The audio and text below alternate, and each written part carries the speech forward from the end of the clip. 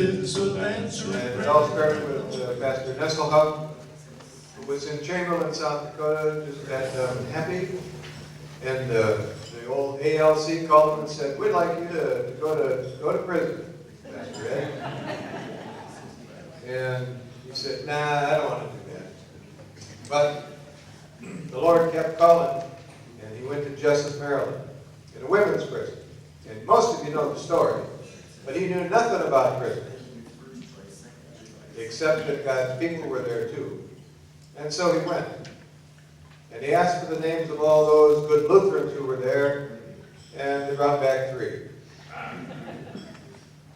Not daunted by that, it went to the first person, and she thought it was an okay idea, but she was going home in a couple of days. So he couldn't get to the second one because she was in segregated lockdown. And so he found the third member who said she was Lutheran and proposed the idea, and she said, "Yeah, that sounds like a good idea, let's start." And now there are 19 PCA congregations, and the beginning that Ed brought about, with certainly the help of God, and getting that stone up and motivated, is now beginning to tip, and it's going down the other side, and more people are hearing about the Prison Congregations of America congregations. And there is an actual congregation inside prison, and they're beginning to realize the power, and they're beginning to come to PCA and say, "How can we become involved?" So we are really fortunate that this ministry is growing. Thank you so much for coming to be a part of it.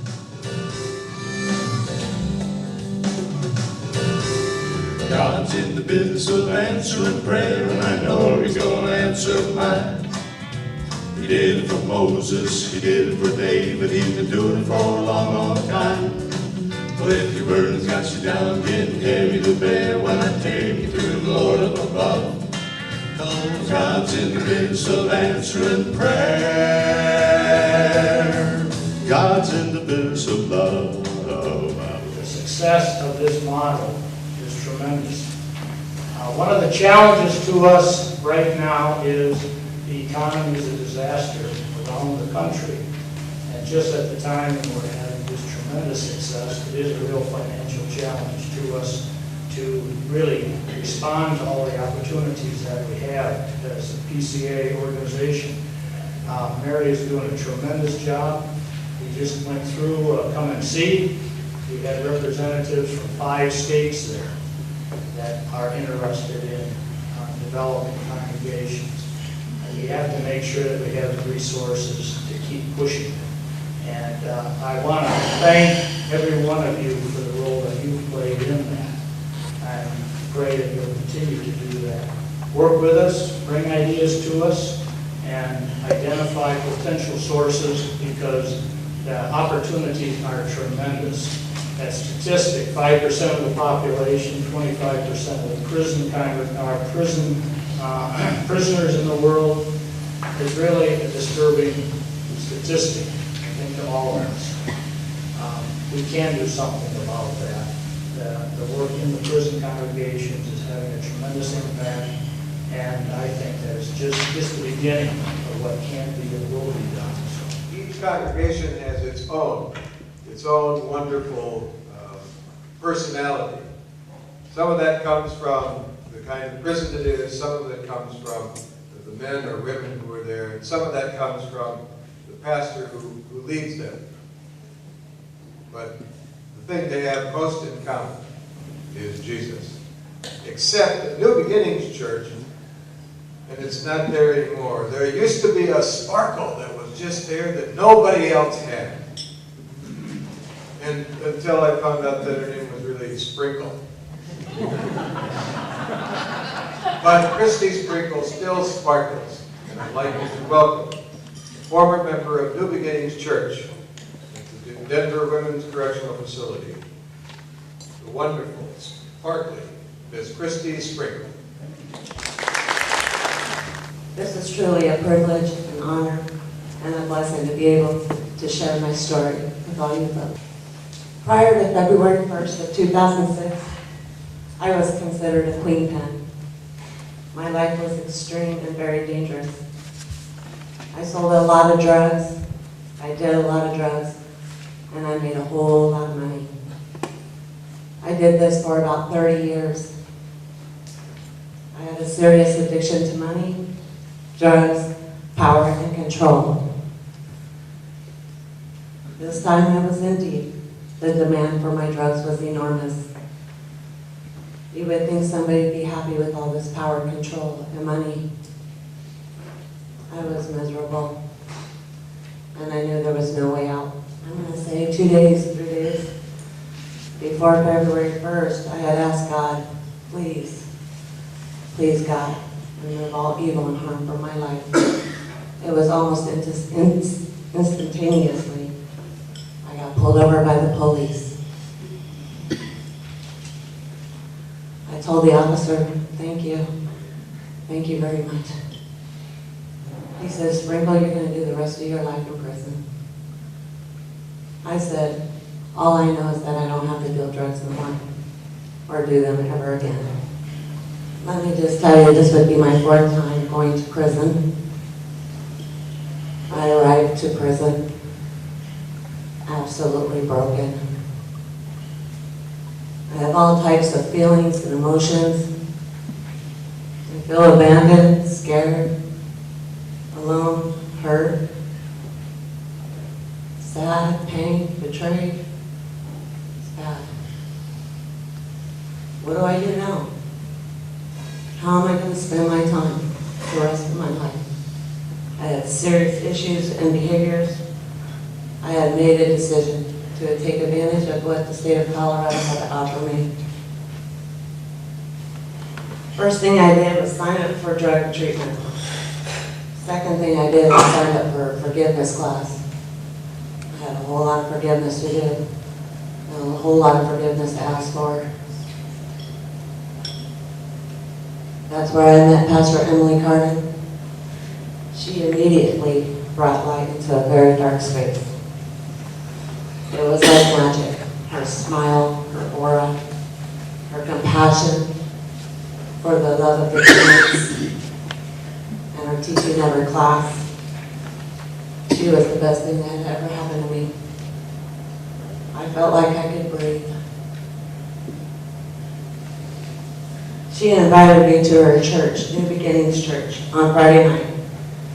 I didn't have nothing else going on that night, so I thought, okay, might as well go to church. She was contagious to me. I wanted to be around her and the love that she showed me and that she showed the Lord. New Beginnings was the only place that gave me a purpose.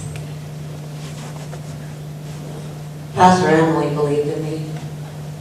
That made me believe in myself to do different. I actually, for the first time in my life, wanted to know more about something than myself, and that was God. I heard songs, stories that I never heard before. I couldn't get enough. I was starving for Him.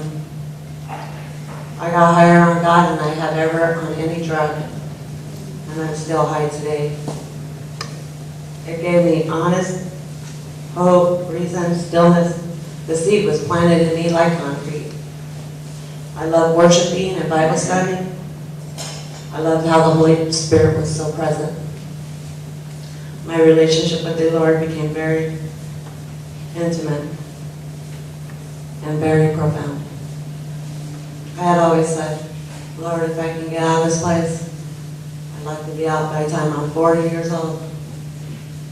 He released me the day before my 40th birthday.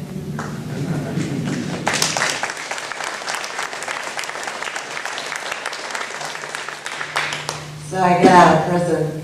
I have no family, I have no friends. I have no money. I'm super, super scared to even cross the street. I kept telling myself, believe and trust in Him.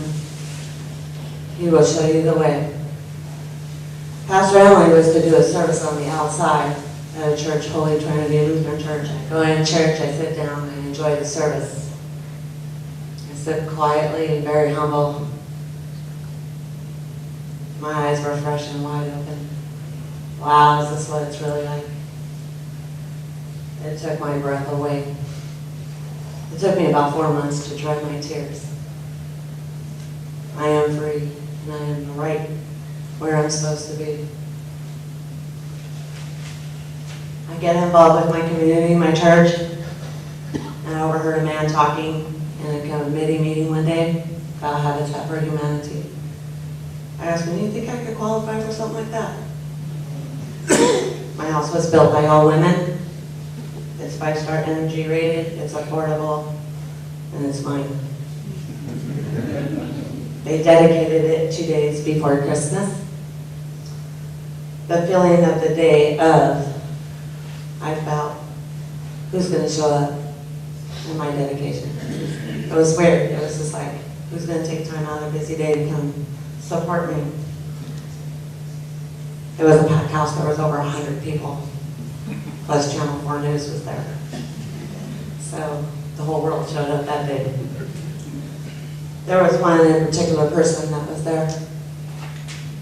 I get this tap on my shoulder and I turn around. She introduces herself as the warden from Denver Women's Correctional Facility.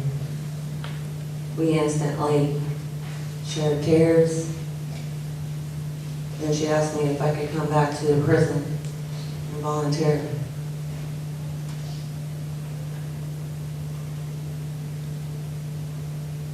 They don't see success. It's not very often. 2 months ago, I went to a prison. I spoke to about 75 women inmates. I asked the Lord, how does this work? How are you bringing me back to the prison? I'm on the opposite side now.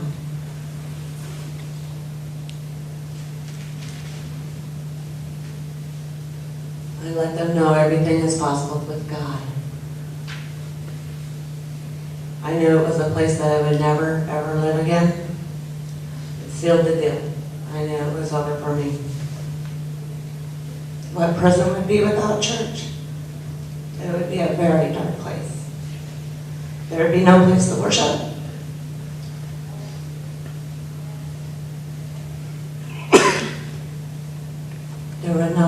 There would be no place to connect with your brothers and sisters in Christ. There would be no forgiveness. There would be no sense of being, no sense of hope, no purpose. I don't know of a better place to become one with God than in prison. Because of new beginnings, a couple of years in prison, fighting for my life, the support of several churches, inside and out, my community, my job. I built a support system. It's so important to bridge that gap, because if you don't bridge the gap from prison to the streets, you're not going to survive. But I went to a church, and they love me. They love me for who I am. I love me for who I am. If I didn't do what I did, I wouldn't be the person I am today. I'm here to tell you that there is proof. Everything is possible through God. I believe in myself. I believe in others. Thank you very much. Thank you very much.